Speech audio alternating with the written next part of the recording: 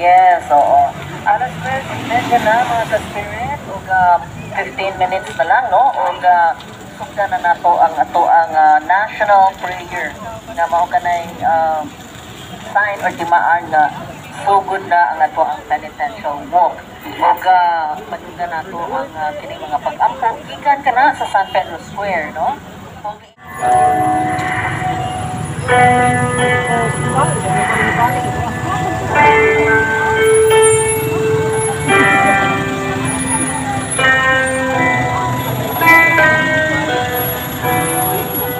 Ug diya gisugutin ang pagposisyon gikan sa Costa Road paingon dito sa San Pedro Square.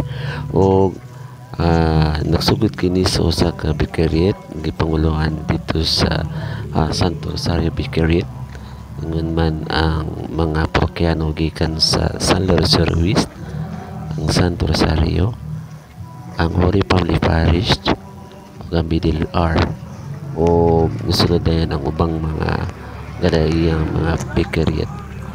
O kung makita ninyo mga ka-spirit sa daghang kay mga tao nga nakiguban ni tuyog ni Salmot sa maong penitential walk, o inyong makita no, mga tao kini sa paghatag o naghatag panahon ug oras diya sa pagtagad sa pag-ampo sa Santos Rosario sa mahal na Birhen Maria.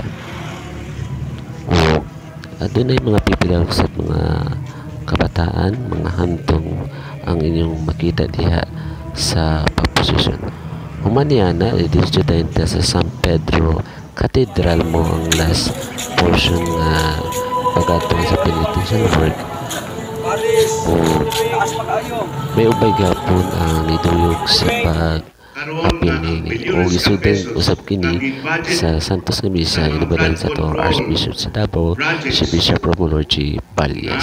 Sumao ko na kay Spirit.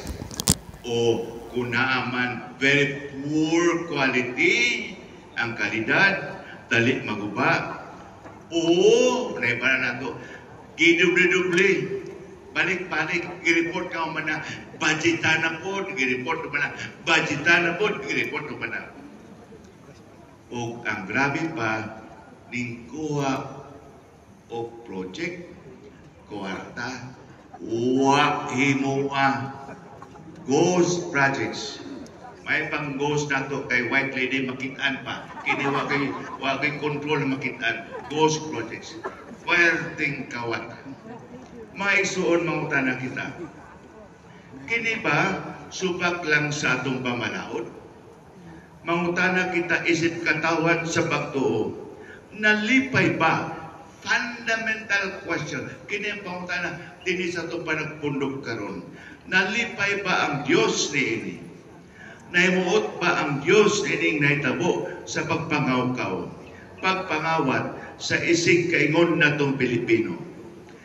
Ang nangawat na apagayod sa atong gobyerno, nga unta mag-alagad ka nato, apan mao hinuoy nagduot ng linglang nangawat ikan ka nato. As your shepherds, inyong magbalantay sa simbahan, kami in town, nag-awa, magpainom kayong tanan, nga makaanggoy kita, nga kining atong giantos sa korupsyon, dili kini kawabuton sa Diyos. O kita